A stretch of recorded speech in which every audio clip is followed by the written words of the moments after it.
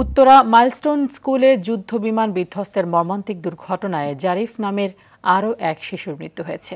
সকাল ৯টা ১০ মিনিটে তার মৃত্যু হয়। এখন পর্যন্ত এই ঘটনায় ৩৪ জনের মৃত্যু হয়েছে। এর মধ্যে অন্তত ৩০ জনই শিশু। গতকাল শুক্রবার আয়মান ও মাকিন নামের দগ্ধ ২ শিক্ষার্থীর মৃত্যু হয় জাতীয় বার্ন ইনস্টিটিউটে। এই দুর্ঘটনায় কয়েকটি হাসপাতালে এখনও চিকিৎসাধীন আছেন ৫০ জন। জাতীয় বার্নে ভর্তি ৪০ জনের মধ্যে আশঙ্কাজনক অবস্থায় এখনও ৫-৬ জন। আর বেশ কজন রোগীর অবস্থার উন্নতি হওয়ায় আজ থেকে তাদের রিলিজ দেওয়ার প্রক্রিয়া শুরু হবে। রোগীদের সুস্থ করতে সিঙ্গাপুর, ভারত ও চীন থেকে আসা বিশেষজ্ঞ চিকিৎসক দল এখানকার ডাক্তারদের সঙ্গে সমন্বয় করে কাজ করছে।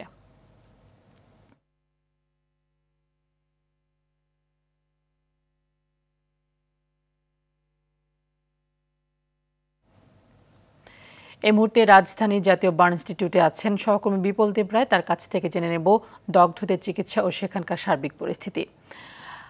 বিপুল, আমরা শুনেছি বেশ কয়েকজন রোগী এখনও সংকটাপন্ন অবস্থায় আছে। তাদের সংখ্যাটা আপনি সরেজমিনে দেখে কেমন দেখেছেন এবং চিকিৎসার বিষয়ে নতুন কোনো তথ্য আপনার কাছে রয়েছে কিনা?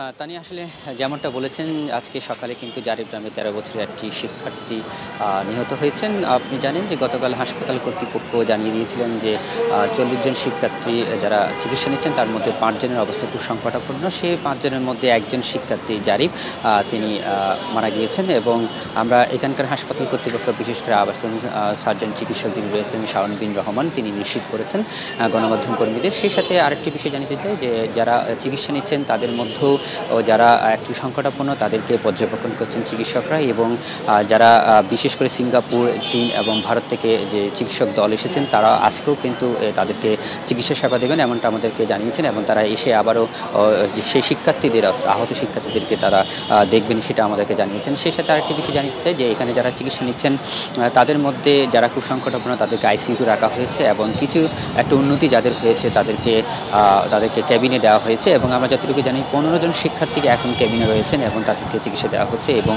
এই যারা একটু সুস্থ হয়েছেন ক্যাবিনে যারা রয়েছেন তাদেরকে মধ্যে থেকে হয়তো ১৩ জনকে আজকে ছাড়পত্র দিতে পারে এমনটা জানিয়েছেন। তবে এখনও পর্যন্ত হাসপাতাল কর্তৃপক্ষ বিষয়টি এখন নিশ্চিত করেনি।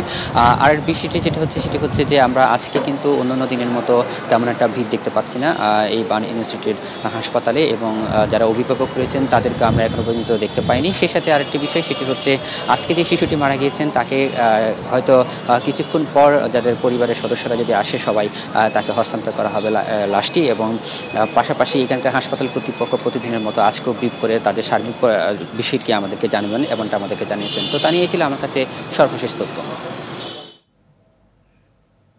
ধন্যবাদ আপনাকে।